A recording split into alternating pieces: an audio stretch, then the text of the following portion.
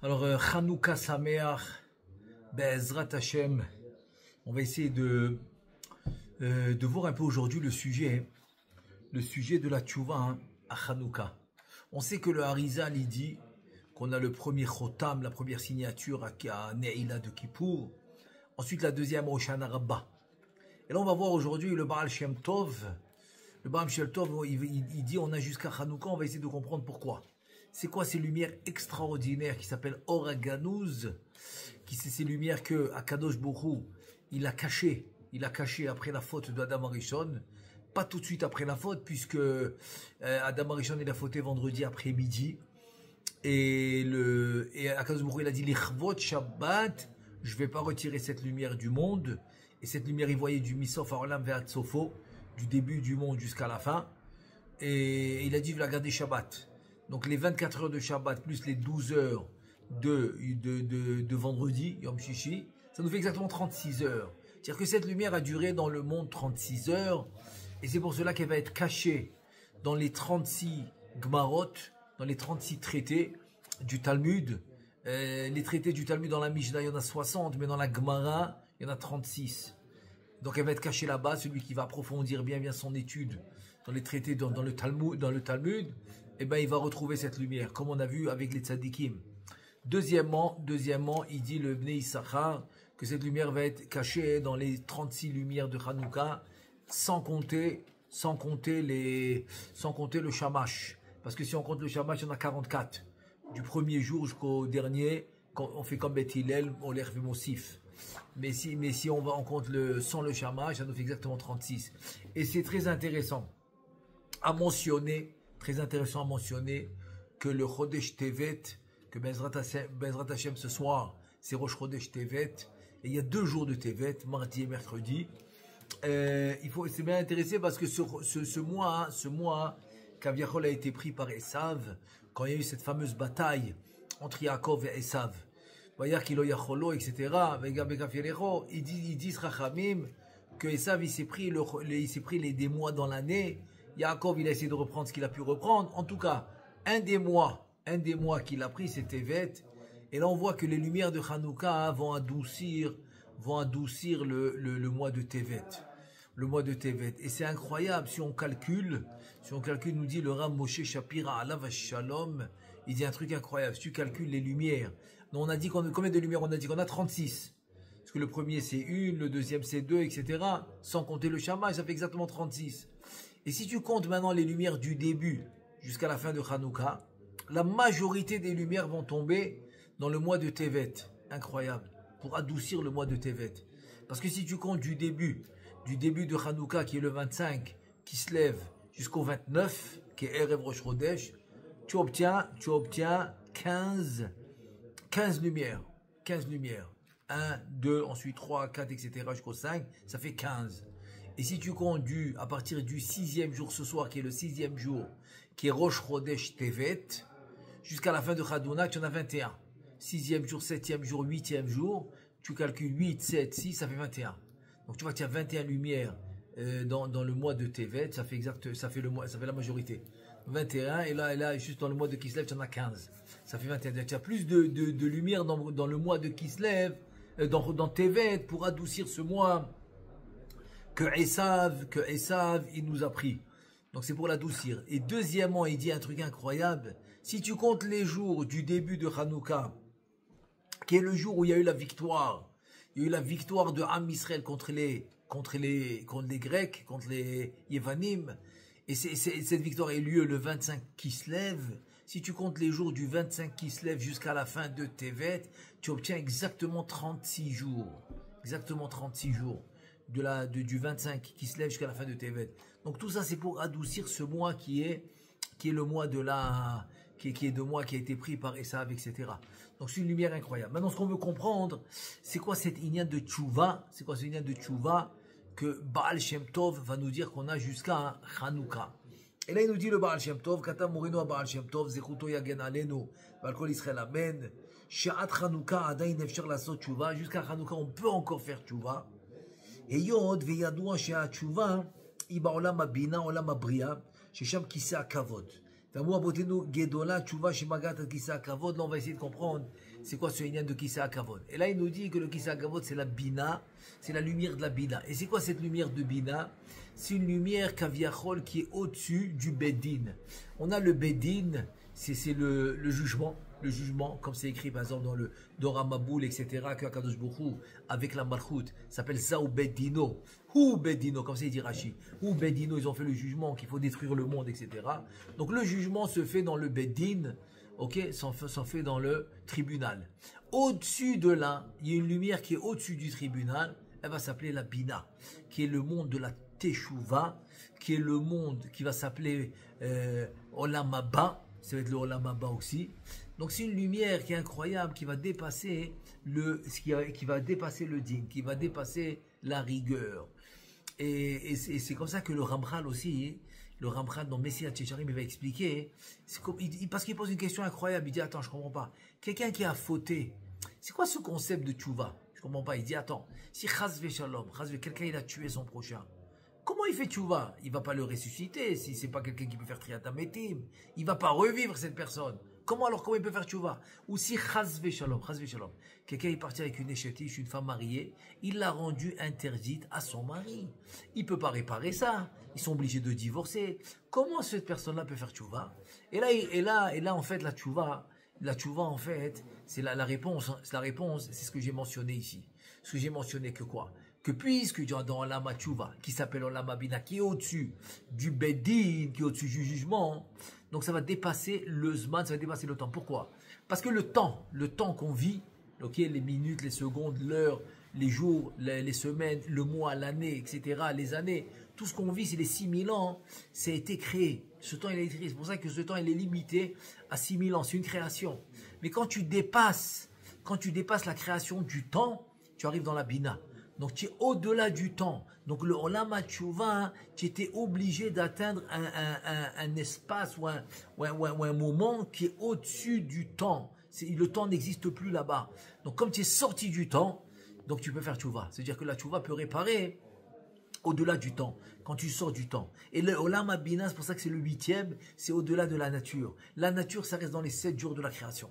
Les 7 jours de la création, c'est la nature. Au-delà de la nature, c'est le 8e jour. Le 8e jour, c'est métaphysique. C'est déjà une notion qui n'est pas matérielle, qui est plutôt spirituelle. C'est comme ça qu'on peut atteindre ce monde de Tchouva. Et tout ça se fait quand?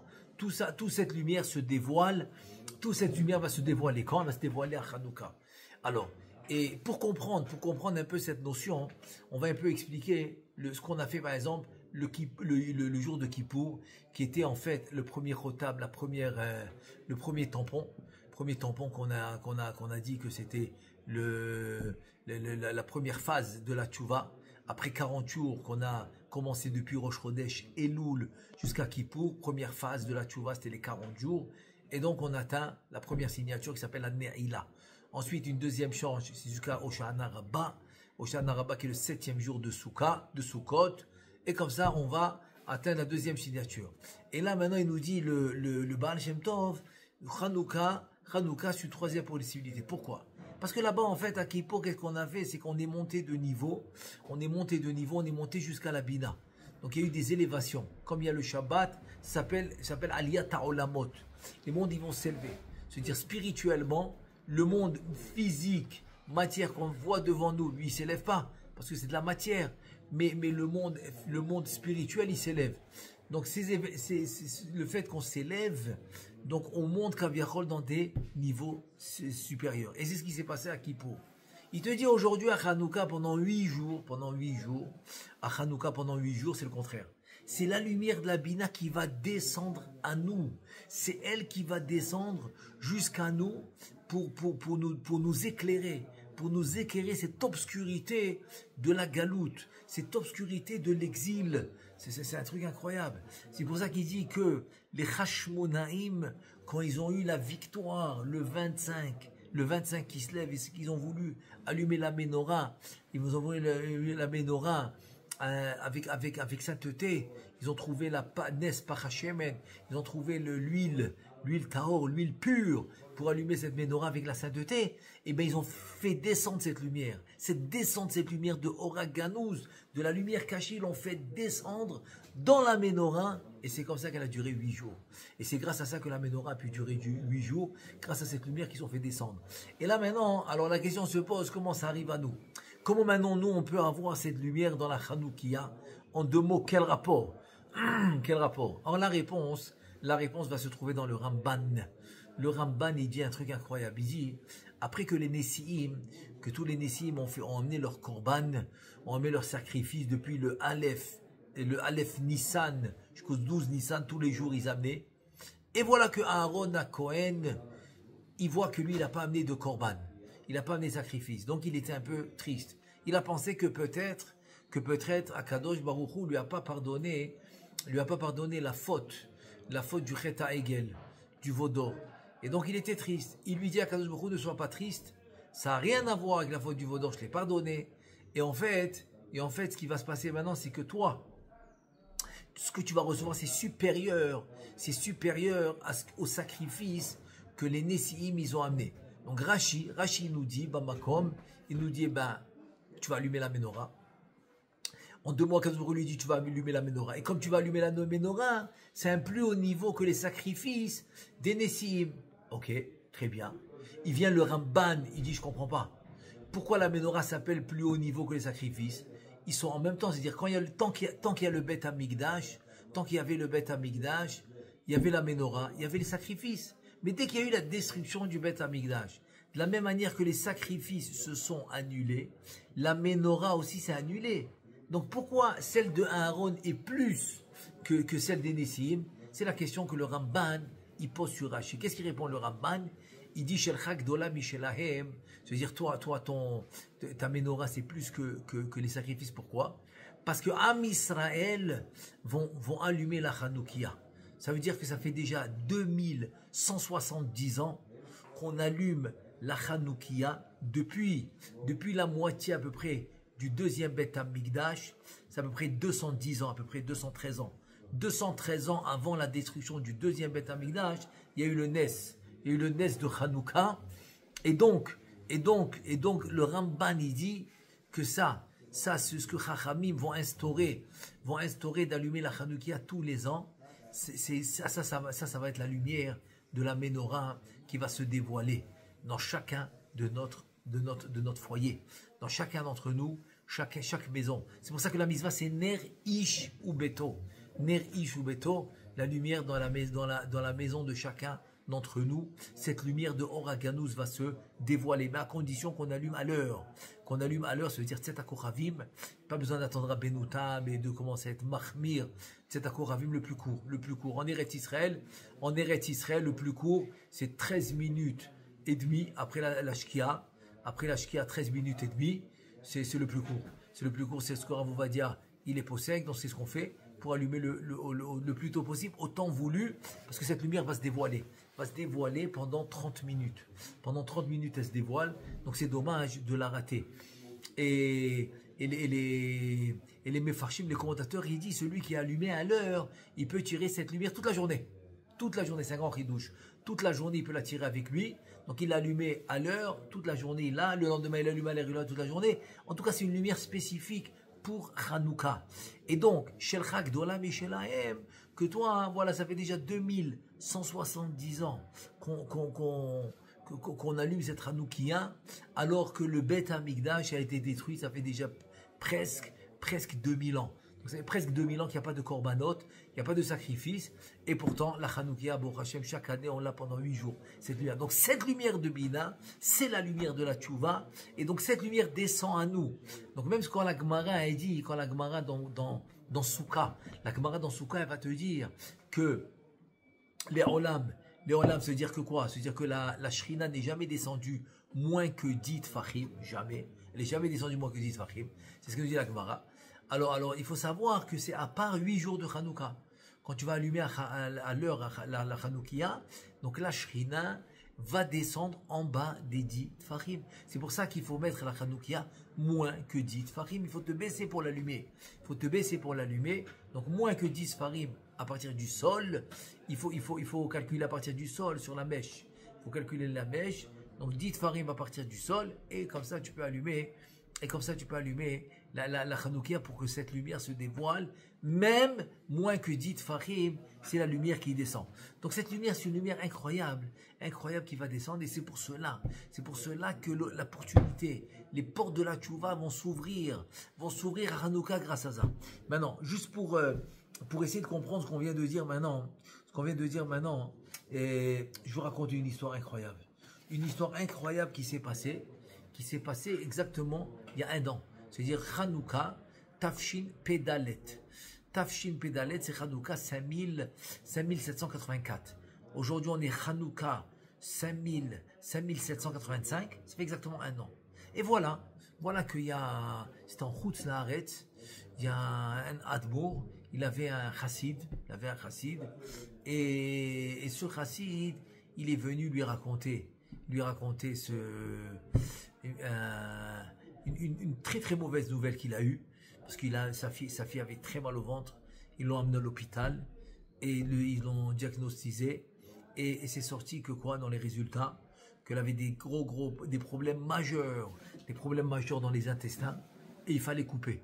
Rien que pour qu'on comprenne, couper les intestins, ça veut dire, c'est une conséquence catastrophique.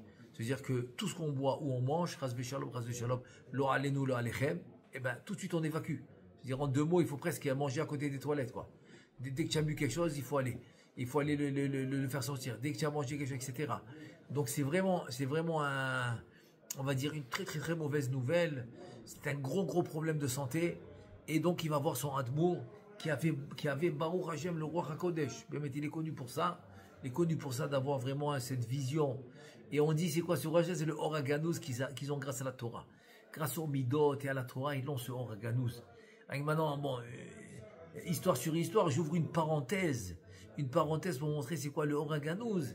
C'est qu'on raconte sur le fils de Baba Saleh, Baba Meir, alav shalom. C'est que une fois on avait kidnappé un enfant. C'était des gens de Mexico, mais ils avaient kidnappé l'enfant. Ils étaient à Londres. Les kidnappeurs. Et rien que pour qu'on sache, kidnapper un enfant, ok, on demande une rançon. Mais est-ce que l'enfant va revenir sain et sauf? C'est une autre histoire. Il y a une vraie histoire en Israël. Ça fait plusieurs années. Eh ben, ils ont kidnappé un enfant. Ils ont reçu la rançon. Mais ils ont quand même tué l'enfant. Celui qui l'a kidnappé, il l'a tué. Donc ça peut arriver. Donc ils avaient très peur. Et donc il n'y avait pas de problème. Ils étaient prêts à donner la rançon pour récupérer l'enfant. Mais ils avaient peur que l'enfant, Ras Shalom, il ne revient pas sain et sauf. Qu'est-ce qu'ils ont fait? Ils ont décidé d'aller chez Baba Meir. Ils sont allés au début chez Baba Saleh. Baba Saleh, c'était à l'époque où il y avait Baba Saleh, il était encore vivant. Il leur a dit, allez chez mon fils. Qu'est-ce qu'il a fait, Baba Meir? Il a pris une feuille, un stylo, il a dessiné la rue où est-ce qu'il se trouve l'enfant, dans quel quartier, dans quelle rue. Il a dessiné l'immeuble, voilà, dans cet immeuble il se trouve, dans tel étage et dans telle porte. Ils lui ont dit, combien de temps tu as habité à Londres pour savoir tout ça? Il a dit, j'ai jamais été là-bas. Jamais, même pas une fois. Ça, c'est Or HaGanuz. Il arrive à te décrire un quartier dans lequel il a jamais visité. Il est jamais allé. Et comme ça, ils ont fait appel à la police, etc. Ils ont trouvé l'enfant exactement. Baba Meir a dit exactement. Dans la chambre, c'était médouillac, c'était précis, très très précis. Ça, c'est Or HaGanuz. Alors, je continue la première histoire. Et donc, voilà, il va chez le Hadmour. Et le Hadmour, il écoute la mauvaise nouvelle. Il lui dit, écoute, retarde le nitoire, retarde l'opération. Donc, il va chez les docteurs. Il leur dit, écoute, moi, je suis allé chez mon Rav. Mon Rav, il m'a dit de retarder l'opération. Il m'a dit, mais attends, il ne faut pas rigoler. C'est très, très dangereux. Puis, quoi, nefesh? Qu'est-ce que tu fais? Il ne faut pas écouter le Rav. Il dit, oui, non, mon Rav, je suis obligé. C'est moi de moi, je l'écoute. Donc, ils n'ont même pas droit, ils ont retardé 1 semaine. Il retourne chez le Rav. Retarde 1 semaine. Il va chez les docteurs, il leur dit, je retarde encore l'opération 1 semaine. Ils deviennent fous. Ils disent, mais attends, qu'est-ce que tu fais? Tu prends des rites. Il a dit. Et ça a duré 1 mois. Le Rav, il dit 1 semaine. Pourquoi? Ils étaient exactement 1 mois avant Hanouka. Le Rav, il dit, allez, 1 semaine, ils arrivent maintenant le premier jour de Hanouka. Ça fait 1 mois qu'ils repoussent. Les docteurs, ils disent, c'est vraiment catastrophique. Après 1 mois, Ner Rishon. C'est-à-dire, ils ont allumé le soir Ner Rishon. Le lendemain matin, Tfila de Hanouka, premier jour de Hanouka. Le chassid, il va prier avec son Rav, avec le Hadmour. Après la Tefila, le chassid, il va chez le Rav. Il dit que Kvoda Rav, ça fait 1 mois, les docteurs, ils me stressent, ils veulent plus rien savoir, qu'est-ce que je fais? Ça fait 1 mois qu'on repousse. Il dit, demande-leur de faire une radio. De faire une photo, là, une radio. Une radio, ok, mais ils ont déjà fait. Demande-leur de faire une radio, c'est ton droit. Tu as le droit de le demander avant de faire l'opération. C'est vrai, il a le droit, selon la loi, il a le droit, il va là-bas, il dit au docteur, je veux une radio. Il rigole, il dit, quelle radio? On en a fait, tous les radios qu'il faut, on a fait. Ben, c'est mon droit. Oui, c'est ton droit, mais comme ça, je veux. Le Rav, il m'a dit de faire, je fais. Ok, ils n'avaient pas le choix. Ils ont fait la radio. Le docteur, il vient, il dit, on a un problème. La machine, elle ne marche pas. Quelle machine? Des radios. Pourquoi elle ne marche pas? Il dit, parce que la radio est sortie nickel. La fille, elle n'a rien. La machine, elle ne marche pas. Le chassid, il a rigolé, il a dit, moi je pense qu'elle marche, mais bon. Le docteur, il a tenu. Il a dit, vas-y. Il a fait une deuxième radio. Le docteur, il vient, il dit, un problème. Quoi? Je te dis que la machine ne marche pas. La deuxième radio est sortie nickel. Sortie claire, nette. C'est pas possible. Je te dis que la machine, elle marche.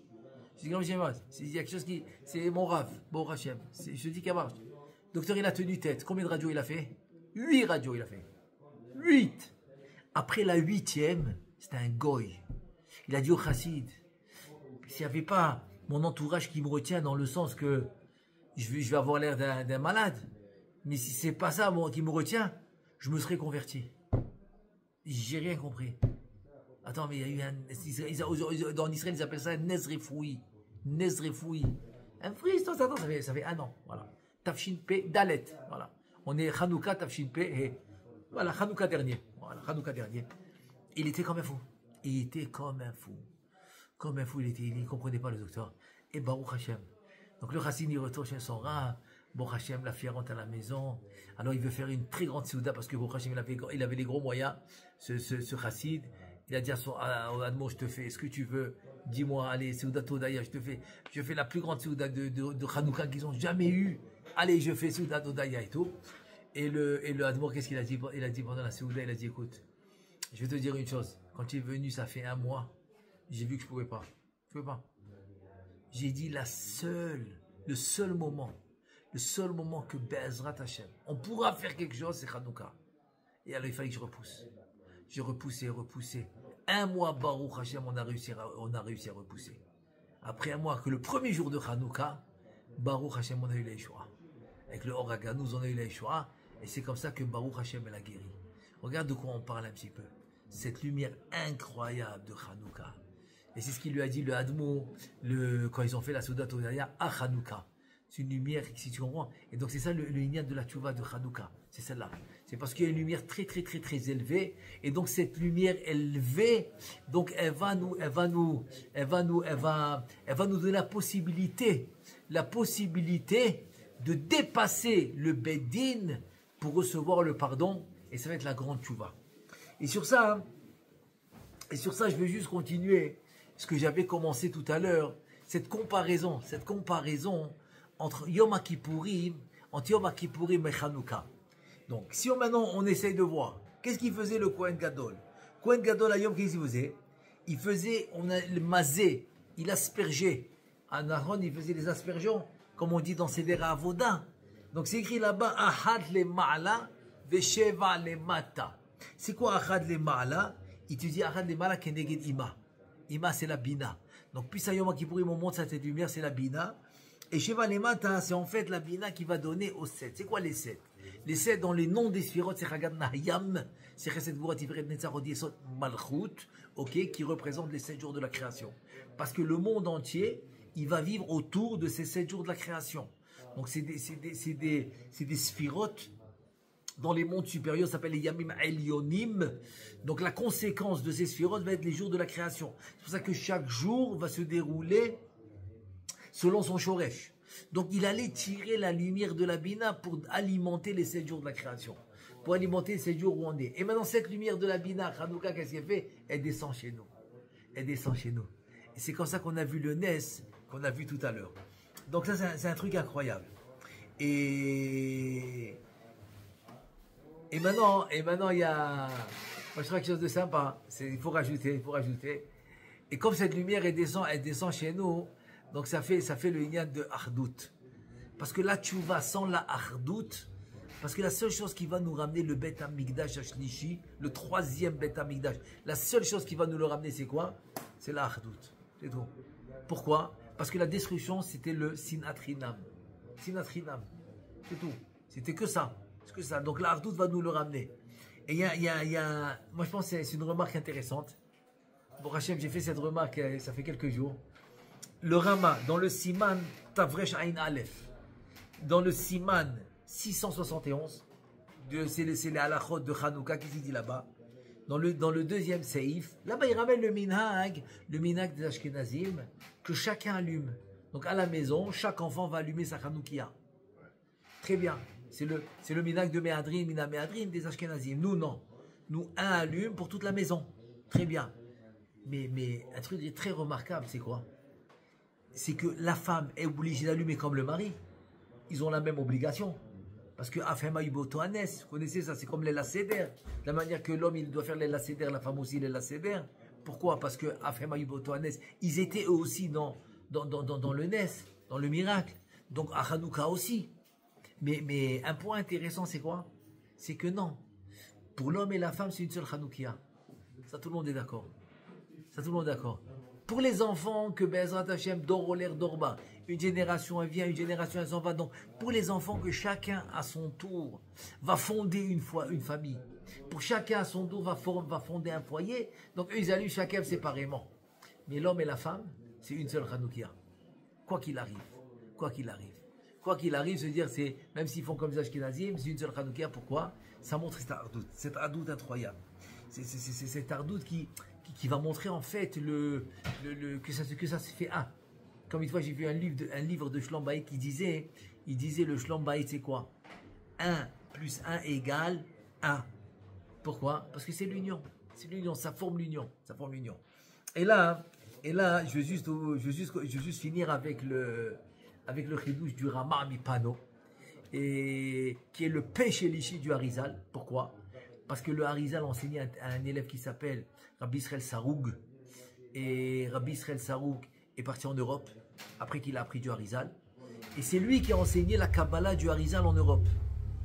Donc deux de ces grands Talmidim, c'est qui? C'est le Rama Mipano, le Rama Rabbi Menachem Azaria Mipano. Le deuxième, c'est Megalé Amukot, qui était l'arrière-grand-père de Rabbi Yonatan Ebeshitz.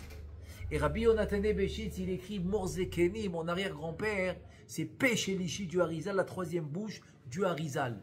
Parce que le Harizal enseignait à Rabbi Israël Saroug, Rabbi Israël Saroug lui a enseigné à lui, il a enseigné aussi au Rama Mipano. Il dit le Rama Mipano, il a ce qu'on appelle les Asara Mahamarot. Là-bas, il dit comme ça. Il ramène la Gemara de Yoma. Donc tout le monde connaît la Gemara de Yoma. Dans la page 86a, la Gemara dit comme ça. Gedola Tchouva chez Magat Kisa Kavod. Maintenant, c'est quoi ce lien de Kisa Kavod? Que la Tchouva arrive jusqu'au Kisa Kavod. Ma'inyan Kisa Kavod et Mitzvah Tchouva. Quel rapport? Il te dit, et la Gemara dans Chagiga, dans la page 13a, elle dit que Amal Achim Vechayot HaKodesh Nosim et Kisa Kavod. Alors, c'est quoi Chayot HaKodesh? Chayot HaKodesh, c'est les anges de la Yetzira. Parce que Ophanim, Ophane HaKodesh, c'est les anges de la Asiya. Les Seraphim, c'est les anges de la Bria. Seraphim, Vechayot HaKodesh, Veophane HaKodesh. Tu as la Bria, la Yetzira et la Asiya. Donc, c'est les malachim. Il te dit que ces malachim-là de la Yetzira, c'est eux qui tiennent le kissé. C'est eux qui tiennent le kissé. Il dit que ces malachim, ils tiennent le kissé ils sont à la Yetzira, ils tiennent le kissé à Kavod, qui est dans la Bria, dans le monde supérieur. Il dit que eux, dès que Chas Veshalom, on fait une Avera, donc le kissé, le kissé, il devient lourd. Donc ça pèse lourd. Ça pèse lourd parce qu'on a, Chas Veshalom, on a fauté. On a fauté. Et dès qu'on fait tchouva, il dit le kissé devient léger. Ah, mais on a dans Sota, la Gemara dans Sota, dans la page 35a, elle dit Aaron Noset Nosav. C'est quoi Aaron Noset Nosav? Alors ça, on l'a appris de Yoshua. Dans le livre de Yoshua, c'est raconté que quand Yahushua il était prêt à rentrer en Eretz Israël et d'amener le Ham Israël, ils avaient le Yarden. Il y avait le Jourdain qui était devant eux, donc il fallait le traverser. Comment ils ont réussi à le traverser? Donc les Kohanim qui portaient l'arche, c'est le Aaron à Bérite, où il y avait l'étape de la loi et le Sefer Torah que Moshe Rabbeinu avait écrit, ils le portaient les Kohanim. Les Kohanim ils le portaient. Et dès que le Kohanim s'approche du Yarden, le Yarden, ils mettent leurs pieds dans l'eau, l'eau se sépare en deux. Et la terre devient sèche, et tout le peuple traverse le Jourdain, traverse le Yarden, jusqu'à qu'ils finissent le traverser. Dès qu'ils ont fini de le traverser, l'eau se referme, donc elle revient à sa place. Mais qu'est-ce qui arrive? C'est que Am Israël d'un côté, les Kohanim et le Aaron, ils sont restés de l'autre côté. Alors comment eux, ils vont passer? Et voilà un miracle, un miracle. Le Aaron à Bérite, qui est l'arche, avec l'étape de la loi et le Sefer Torah, vont soulever les Kohanim. Ils vont soulever les Kohanim, ils vont aller en l'air, ils vont traverser le Yarden. Jusqu'à... Donc de là, on a appris que le Aaron, qui représente la Torah, Noset, Nosav. Donc c'est qui porte qui? C'est qui porte qui? C'est le Aaron, c'est la Torah qui porte les Kohanim. Donc ici aussi, c'est qui porte qui? C'est qui porte? C'est le Kissa Kavod qui porte les Malachim, pas le contraire. Pas le contraire, c'est pour ça aussi on a lu cette Haftara il n'y a pas longtemps dans Onza, quand David Améler a décidé de ramener le Aaron à Bérite à Jérusalem, ok, et que Uza, il a voulu attraper le Aaron béni, il pensait qu'il allait tomber, et Akadosh Baruch Hu, il l'a puni, donc il est mort. Il est mort sur le coup, pourquoi? Parce qu'il y avait deux choses là-bas. Ils n'avaient pas le droit de mettre le Aaron dans une charrette, ils l'ont mis dans une charrette, il fallait qu'il le porte comme les Kohanim, et aussi ils pensaient que c'est lui qui tenait le Aaron. Non, le Aaron c'est lui qui te tient. Et sur ça, une petite histoire rapide sur le minhag. Le minhag en Europe, c'était que quand quelqu'un mariait sa fille, donc avec un Talmid Chacham, il essayait de le supporter le maximum. Le maximum, quelques années, pour qu'il puisse continuer à étudier la Torah tranquille, et après ils vont voler de ses propres ailes. Et voilà que Baruch Hashem, il a eu un bon Talmid Chacham, il étudiait la Torah, donc il le supportait. Et après des années, sa situation s'est renversée. Il n'avait plus les moyens. Donc sa femme lui dit, écoute, on les a aidés pendant des années, ça y est, il faut qu'on arrête, on n'a plus les moyens. Il dit non, c'est important, c'est un Talmid Chacham, mais ça me fait plaisir de l'aider. Donc, il a tiré le maximum, mais bon, elle l'a tellement, elle a pas arrêté de lui dire arrête, on n'a pas les moyens, À la fin, il a cédé, et son Khatan, son beau-fils, son gendre, il a eu une proposition de rabbin dans un village, etc. Donc il a continué comme ça. Et entre-temps, pas longtemps après, lui, il est niftar. Il est niftar, le beau-père. Et voilà que sa femme, pendant les 7 jours, elle dit, c'est de ma faute. Si mon mari est mort, c'est de ma faute. Pourquoi? Parce qu'en fait, je viens de comprendre une chose. Je pensais que c'est nous qu'on supportait notre gendre. C'est nous qu'on peut supporter notre gendre en payant ce qu'il fallait. Mais en fait, c'est lui qui nous supportait. C'est pas nous qu'on supporte la Torah. C'est la Torah qui nous supporte.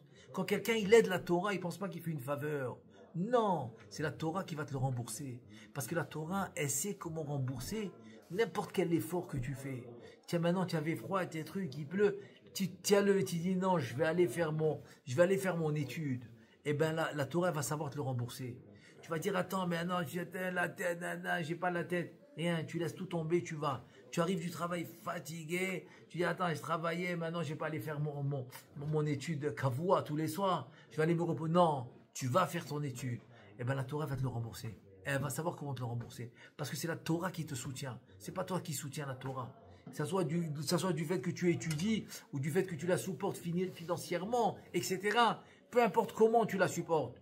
Ou tu étudies, c'est elle qui te tient, c'est elle qui te fait. Donc c'est ce qu'elle a compris. C'est ça, Aaron Noset Nosav. Donc le Aaron, c'est lui en fait qui te supporte. Donc les Malachim, la même chose, la Gemara dans Sota 35a, elle dit que Aaron Noset Nosav, c'est le Aaron qui te supporte. Alors comment tu me dis que c'est les Malachim, c'est eux qui portent le kissé? Non. La réponse, c'est parce que quand on fait des fautes, donc le kissé devient lourd. on devient lourd. Il ne peut plus se faire poter pour à cause des fautes. Et dès qu'on fait tchouva, le kissé devient léger. Le kissé à kavod, il devient léger. Dès qu'on fait tchouva. Donc tu comprends, c'est ça le inyan de la tchouva. C'est ça le inyan de la tchouva hein, de Hanouka. Ça nettoie tout. Ça nettoie tout. Et tout le monde reprend de la force. Comme dit nous, Oz l'Elohim. Moi, je vais donner de la force à Elohim. Moi, je vais donner de la force à la divinité. Oui, monsieur.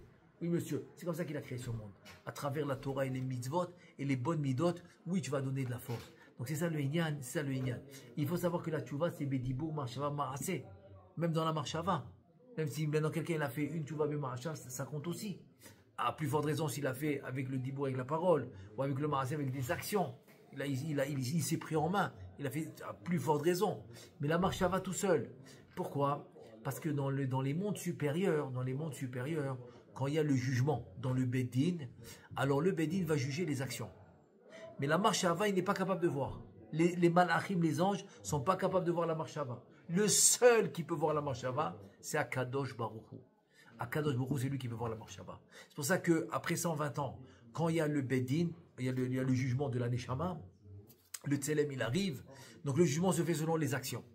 Maintenant, arrivé aux actions, ils ont fini. Donc ils tranchent. Alors il y avait une histoire. Souvent, il y a des histoires qui se dévoilent d'une manière incroyable chez nous pour qu'on comprenne comment ça marche en haut. Et cette histoire, elle s'est dévoilée. Elle s'est dévoilée ici, dans ce monde. Et finalement, qu'est-ce qui arrive? C'était quoi? Comment ils ont tranché le Beddin? Il doit aller au Gehinam. Ah! Attends, à peine ils ont fini de parler, une voix céleste descend. Akadosh Baruch Hu. Il dit non. Pourquoi non? Mais attends, on a bien jugé. Vous avez bien jugé, mais vous n'avez pas vu la marshava. Laissez-moi rajouter les marshavot. Il rajoute les marshavot au jugement. Ici, il a fait tchouva. Ici, il a pensé faire une mitzvah. Ici, il a bien pensé. Ici, il voulait s'y aller, pas. Finalement, la balance est devenue positive. Donc finalement, il ne devait plus aller au Gehinam. Pourquoi? Grâce à la marshava qu'il avait. Grâce à la marshava qu'il avait de la tchouva. Donc grâce à cette marshava qu'il a voulu faire tchouva, eh ben il a passé le jugement. Le jugement est passé positif grâce à ça. Donc on voit cette marshava de tchouva que l'homme il fait maintenant aujourd'hui dans Hanouka. Eh ben c'est ça qui va lui, c'est grâce à la lumière qui descend dans ce monde. Eh ben, il peut faire la tchouva. C'est ça le inyan. Comme on a dit à Yom Kippour, non, Yom Kippour, tu dois monter en haut. Tu dois passer Elul, Rosh Hashanah, Kippour, pour monter tous ces montées pour arriver à la Bina, à Ne'ila. Et là, tu as le premier tampon. Mais regarde tout ce que tu as fait. Tu as fait 40 jours de travail. 40 jours de travail. La Hanouka, hein, grâce aux Hashmonaïm, qui ont fait descendre cette lumière de Organouz, quand ils ont allumé la menorah, c'est pour ça qu'elle a duré 8 jours. Et bien, cette lumière, elle descend tous les ans. C'est pour ça que la première année, ils n'ont pas instauré Hanouka. Pourquoi? Ils ont dit, attends. Viens, on attend l'année prochaine, on va voir si la lumière redescend. C'est pour ça, les Shana Acheret, dans Purim, la même chose. Les Shana Acheret, ils ont attendu l'année d'après. Dès qu'ils ont vu que la lumière redescend, allez, c'est bon. On fait Hanouka pour les Dorot, pour toutes les générations. À Purim, pareil. Dès qu'ils ont vu que la lumière redescend, allez, on fait Purim pour les Dorot, pour toutes les générations. Mais dans Megillat Ta'anit, c'est un livre, attends, je l'ai ce livre à la maison. Tu ne vas pas croire combien d'événements il y a eu dans Israël. Si on devait fêter tous les événements, je ne sais pas si on aurait 1 ou 2 jours dans l'année où on fait Tachanoun. Tellement il y a. Et pourquoi on ne les fête pas? Parce qu'ils n'ont pas vu la lumière qui revient l'année d'après. L'année d'après, dans ces événements qu'il y a là-bas, des gros événements, mais des grands miracles. Ça s'appelle Megillat Ta'anit. Plein d'événements. Et pourquoi? Parce qu'ils n'ont pas vu la lumière qui redescend. Comme ils n'ont pas vu la lumière qui redescend, ils ne l'ont pas instauré pour toutes les générations. Je parle de Anche Knesset Agdola. Et le Sanhedrin aussi. Sanhedrin Gedola. Parce que dans Hanouka, Anche Knesset Agdola était fini déjà. Parce que le dernier de Anche Knesset Agdola, c'est Shimon HaTzadik, qui était exactement 40 ans, les premiers 40 ans du deuxième Beth Amikdash.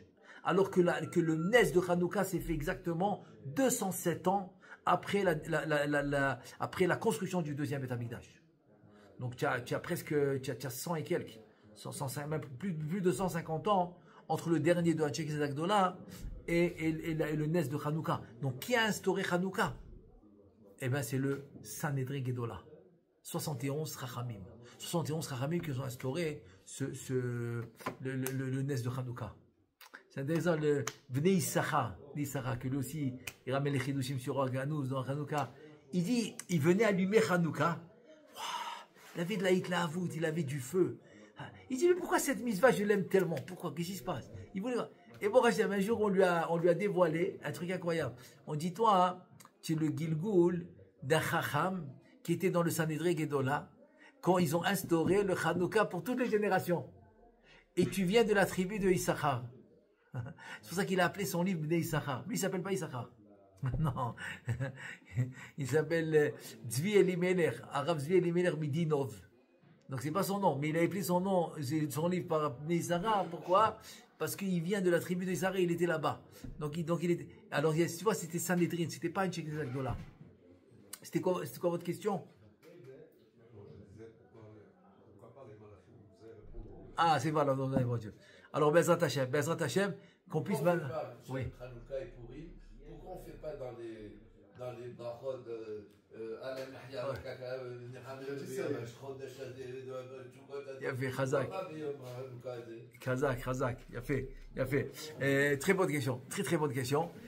Pourquoi on l'a seulement dans le Birkat Hamazon, Alors, la réponse dans Hanouka, c'est pourquoi? C'est Rav Shlomo Zalman Auerbach qui répond. Il dit parce que comment elle s'appelle Hanouka? La fête de Hanouka, comment elle s'appelle? Hanouka Tamizbeach. Hanouka Tamizbeach. Pourquoi elle s'appelle Hanouka Tamizbeach? Quel rapport? Alors on sait que les Hashmonaïm, ils voulaient tout Betahara, ils voulaient reconstituer la pureté. C'est pour ça qu'ils disent Théorim Beyad Temeim, Temeim Beyad Théorim, etc. Pourquoi? Parce qu'on voulait nous, justement, parce que leur bataille, c'est quoi? C'est de nous enlever la pureté. Ça les dérange pas si on va étudier à l'université la Torah, ça les dérange pas. Les Grecs, ça les dérange pas. Non, vas-y, il n'y a pas de problème. Leur problème, c'est d'étudier Bekdusha Betahara, d'étudier pureté. Alors, qu'est-ce qu'ils ont fait? Ils ont rendu tamé le Misbéach. Le Misbéach, ils l'ont rendu tamé. Donc, les Hashmonaïm, comme ils voulaient avoir le Misbéach Tahor, qu'est-ce qu'ils ont fait? Ils l'ont cassé. Donc, on a vu dans la Gemara, dès que tu as cassé quelque chose qui est tamé, il est plus utilisable, la Touma, elle s'en va. Donc, ils l'ont reconstitué. Le Misbéach, ils l'ont reconstitué. Donc, c'est devenu Tahor. Donc, ça s'appelle Hanouka Misbéach. On inaugure le nouveau Misbéach. Et il y a une demande. Dans mes Enchalosh, dans Alamichia avec la Kalkala, il y a une demande, et c'est la raison, c'est pourquoi on mange les beignets, qui deviennent jamais motzi, parce qu'ils sont cuits dans l'huile, ils ne sont pas dans le four, dans l'huile. Donc, ils sont toujours maisonnotes à Alamichia. Pourquoi? Parce qu'il y a une demande dans Alamichia qu'il n'y a pas dans Birkat Hamazon. Une seule. La seule, c'est laquelle? C'est Al-Mizbachach. On demande sur le Misbéach. C'est ça la réponse. La réponse, c'est mais tu n'as pas besoin. Tu n'as pas besoin que je dis Hanouka. Hanouka, c'est Hanouka ta Misbéach. Et tu as Al-Mizbachach, c'est le Misbéach. Et donc tu demandes le Misbéach dans la Miria. C'est pour ça que je veux que tu manges les beignets. C'est quelque chose qui ne va jamais devenir moti. Je veux que tu manges quelque chose qui est toujours à la Miria. Même si tu manges plus que 216 grammes, quelque chose qui a été au four, 216 grammes, un gâteau, tu fais Birkat Hamazon. Là, non, ça va rester à la Miria. Parce que tu demandes à Misbachar. Donc, Misbéach, c'est le Misbachar. Et à Purim, pourquoi? Parce qu'à Purim, le Hénia, c'est le Mishté. Le Mishté, c'est le Rachash qui explique ça. Le Rachash, il dit que la vraie mitzvah de Purim, c'est le Mishté que tu fais après la Megillah. Tu comprends? Tout le reste du jour, ce que tu as mangé, c'est bien, mais c'est pas la mitzvah. C'est pas la mitzvah. Donc, il n'y avait pas de raison vraiment de mettre une notion de Purim dans la Miria. Parce qu'il n'y a pas de mitzvah là-bas. La mitzvah, c'est dans le Mishté que tu fais après la Megillah. C'est comme ça qu'on a les lumières de Purim. Donc, c'est ça la raison. Donc, l'autre, c'est Al-Mizbachar. Et là, c'est parce que c'est le Mishté. Alors, Bezrat Hashem, qu'on puisse avoir cette lumière de Oraganus Behemet qui va être la lumière du Mashiach. Là, on en a un petit peu. Parce que c'est Hanouka. Mais pendant le Mashiach, elle va être dévoiler cette lumière pour tout le monde. Tout le monde pourra l'acquérir.